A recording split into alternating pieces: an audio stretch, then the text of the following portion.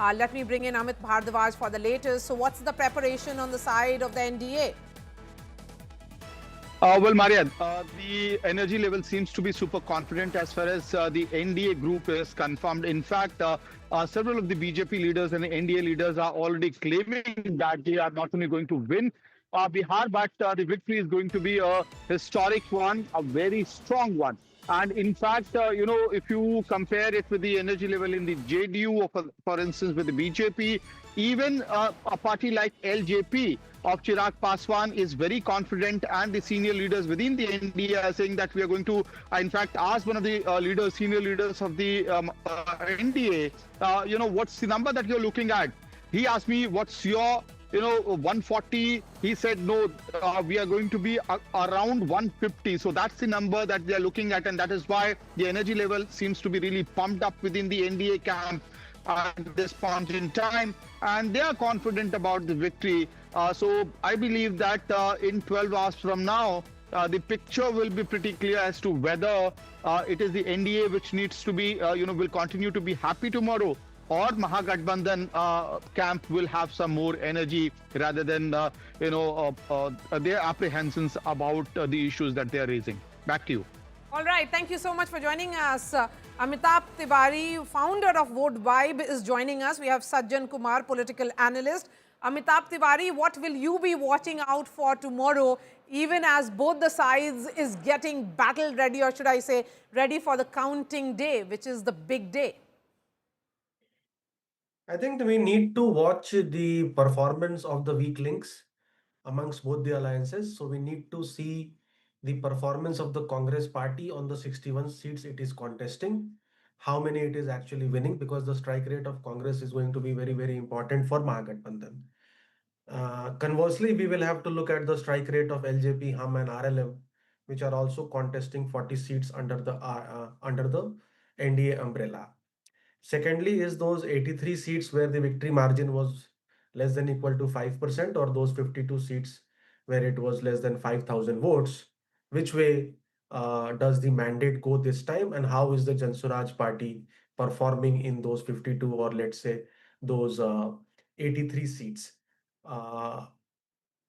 Also, we have to see that if the mandate is fairly one-sided, like in Madhya Pradesh or Maharashtra, we will have to be prepared for Mahila Rozgar Yojana or a Ladli Bahin type of scheme in all the state elections which are going to happen in the next 4-year cycle before the Lok Sabha elections. So that can become a recipe for success for all the political parties going into elections. Okay. What about you, Sajjan?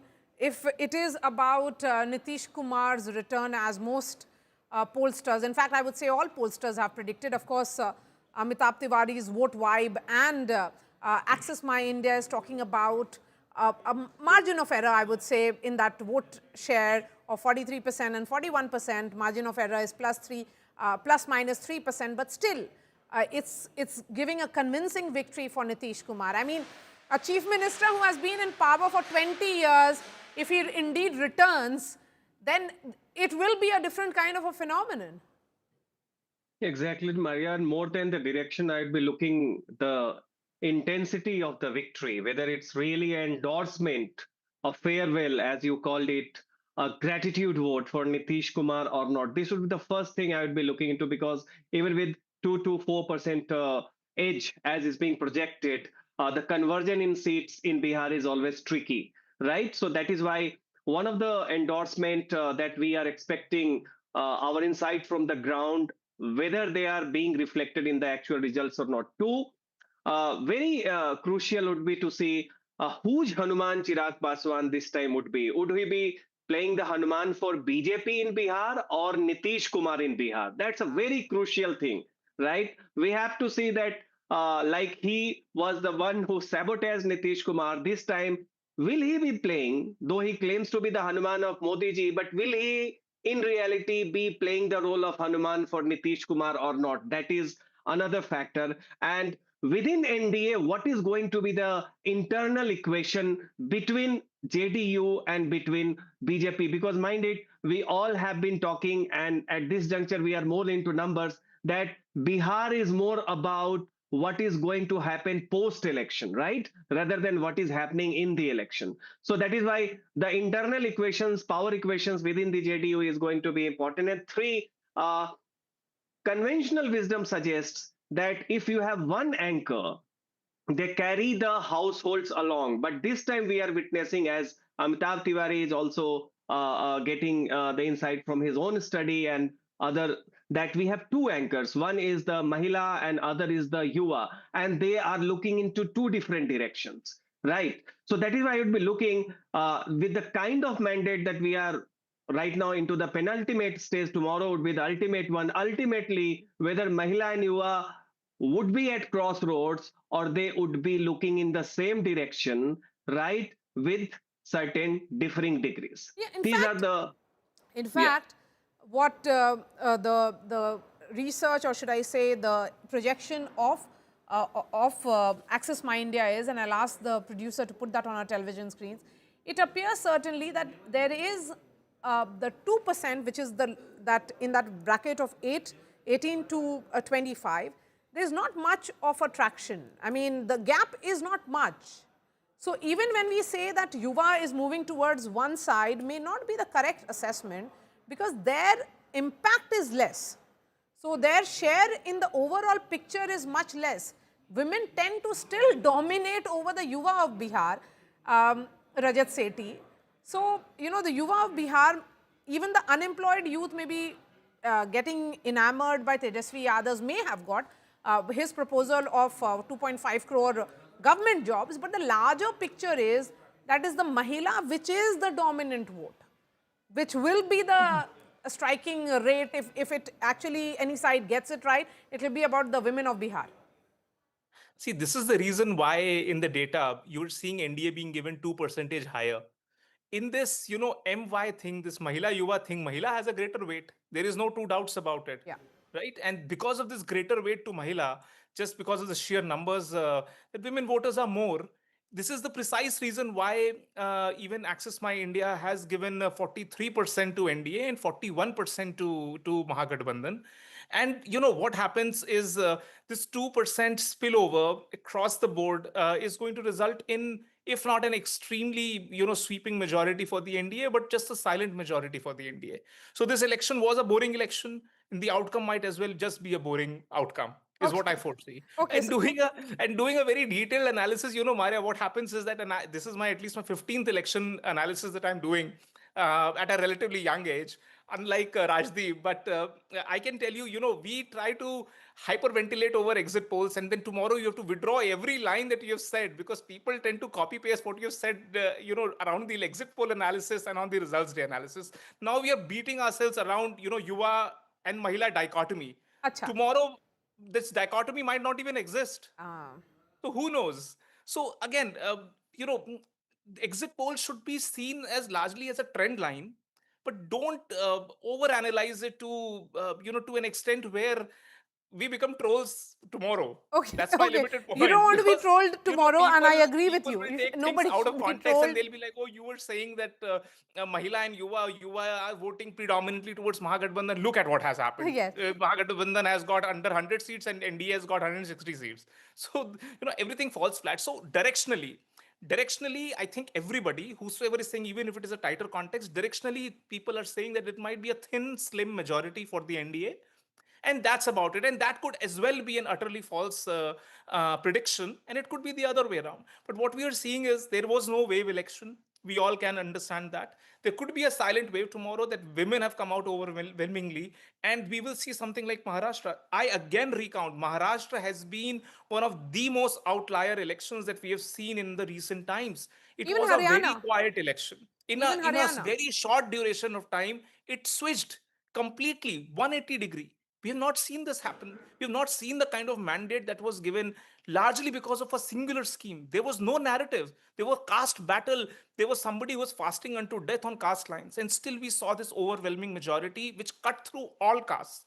So electorate is used to surprising us analysts.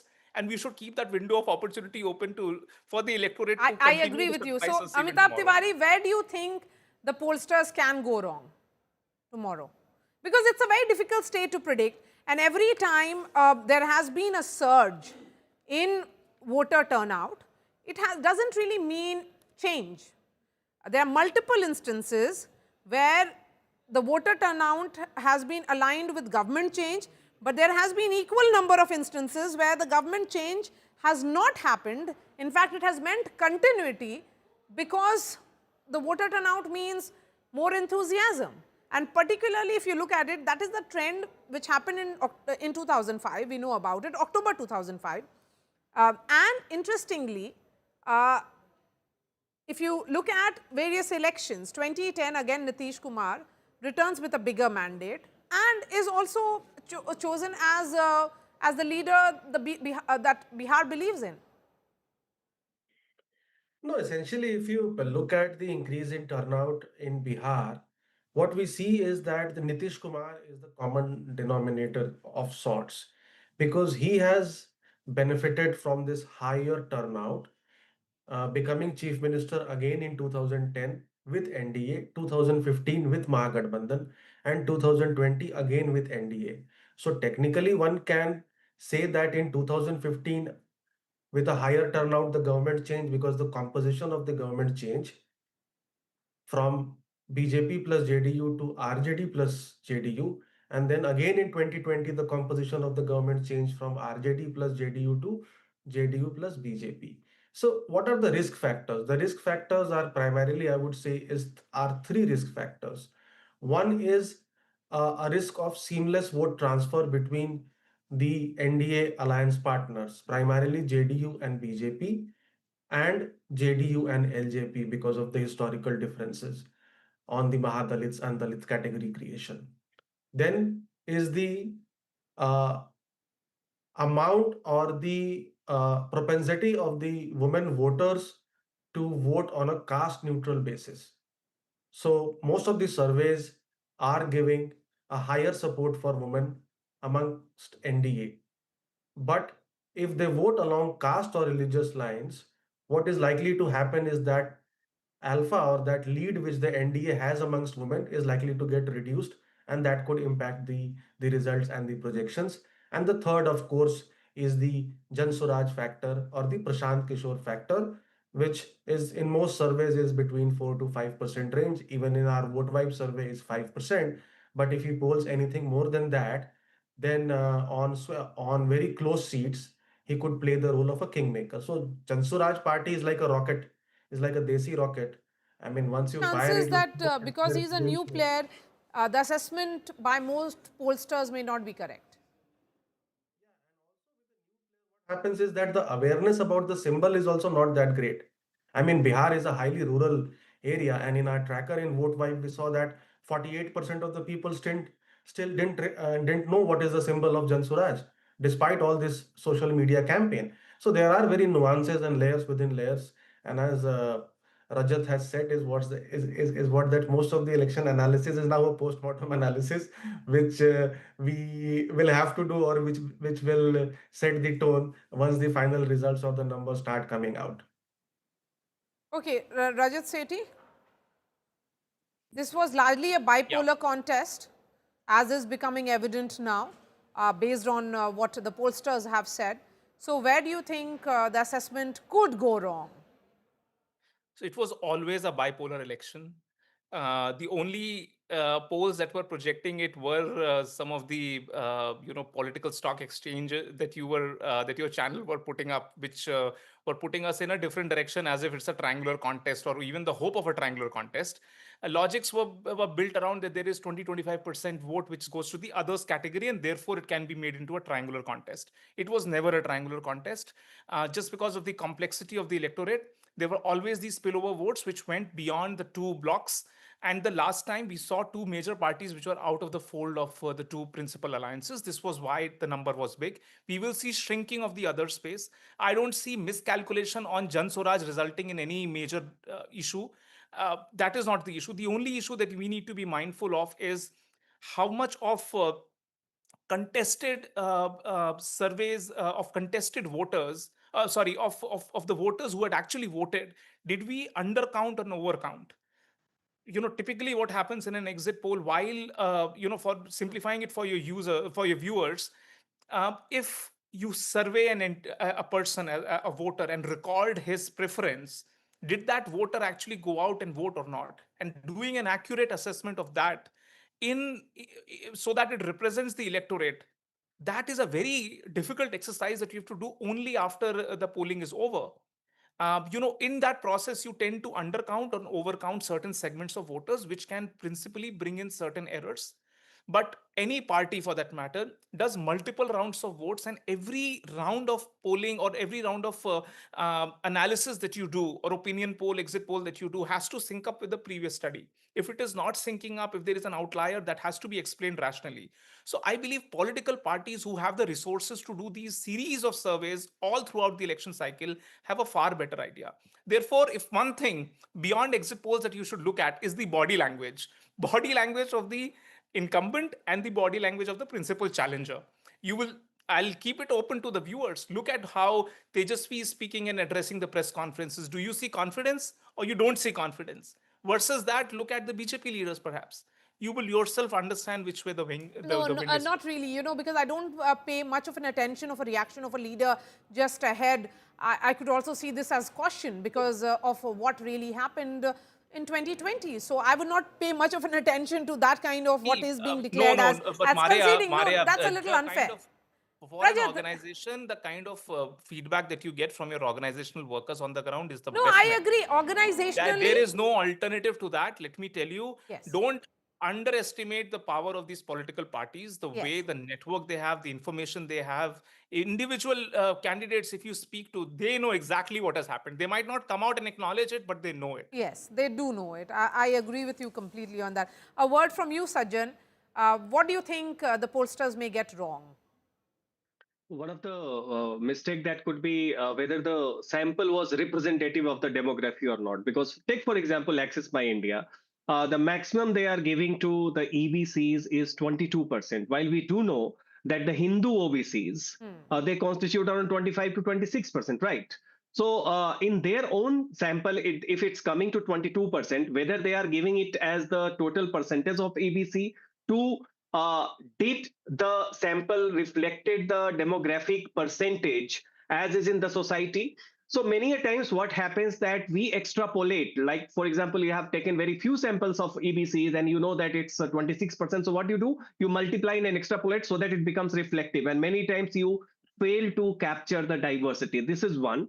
Two, also, as we say that exit poll by definition means a person has voted, and when he Yes. or she is exiting, you are supposed to ask then only. It cannot be that you go somewhere. And so many a times ensuring, and Amitabhji would be more into the cognizance of this, ensuring the quality, that it's really exit poll by definition is exit poll. It's not something like an opinion poll that you go and ask the same person who you interviewed before the election. So these sort of things give you, and when it's considered to be very close, these sort of errors do give you a percentage in a different way. And that is why I think how representative is the sample of the surveys, right? And percentages, that is something that needs to be assured. And therefore, I do believe that one needs to reconcile the exit poll with the ground feedback that one is getting. And therefore, many a times when you are conducting the survey, your group is conducting, and you also is roaming around on the ground. The point is to bring a balance between the qualitative and the quantitative, and that gives you some sort of a instinctual hint Okay. that which way the wind will blow. Okay. Yeah. Before I bring in the newsmakers, I'll give the final words to all of you so that, because all of you will be joining us tomorrow morning. So I don't want to hold on to this conversation for long. Rajat Sethi, starting with you, best case scenario, what's happening tomorrow morning? Um, I'll repeat myself, it was largely a flat election, less emotional election. Some are calling it was a boring election. I think Preeti ji only called it it was largely a boring election. We didn't see any buildup of sentiments against or for the government. The results largely will be boring, very similar to what happened in 2020.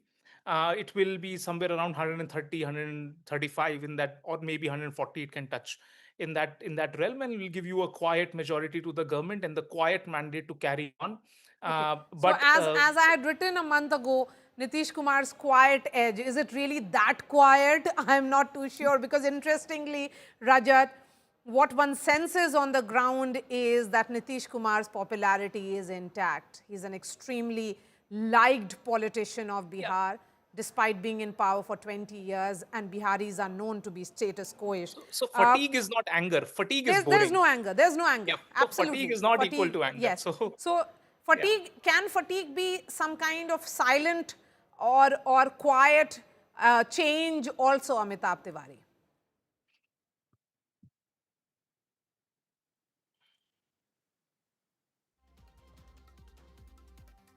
So you have Sorry. to unmute yourself. Sorry, Yes, please yeah. go ahead. If the fatigue is turning into a vote for change, it is more likely on account of the anti-incumbency or discontent amongst the MLAs of the Local. JDU or the BJP or the LJP RLM hum, because there is significant discontent amongst the MLAs. Wherever the tickets have been denied, that seems to have been managed. Where the tickets have not been denied, we'll have to wait and see whether this Mahila Rozgar Yojana and this higher turnout of women essentially is able to neutralize that fact or not. Because as I've said earlier, the dasha and disha of this chunav is going to be decided by the 61 seats or the performance of the Congress party in the 61 seats it is contesting. Anything below 50% strike rate for the Congress or is going to be bad news for the Mahagathbandhan. The Mahagathbandhan does not have the stamina, if even if it wins, to cross 125, because it will just scrape through, and the bottom for the NDA is likely to be around 125 seats. Okay, okay, okay. Sajjan Kumar, the question really is Nitish Kumar doing better than the BJP? Is JDU strike rate going to be better than the BJP? So that seems to be more plausible, because Plausible. one of the feedback on the ground was that did people wanted to vote out Nitish? And the answer is no. That was not the dominant sentiment. If that is the case, too, when we call an election close, remember, except 1995, 2010, and 2015 election, 140 plus and 145 is not considered a close mandate. It No, has of been course not. it is considered a comfortable mandate. Yes, Close because mandate means it. yeah, Yeah, if it's above 121, I mean, if you get 20 seats above that, it's a comfortable victory. exactly. So that is why the very semantics of calling anything around 140, because that has been the trend of Bihar since 1990, barring 1995, Lalu Prasad Yadav's second election, and 2010 and 2015 election. Otherwise, 140 is a comfortable in a very politically fragmented state wherein every caste has a leader who has some sort of attraction to transfer from A to B. 140 for an alliance should be considered after 20 years, right, as a comfortable mandate. And I think that the undercurrent was for incumbency, not for change. All right. Thank you for joining us, Rajat Sethi, Sajjan Kumar, Amitabh Tiwari.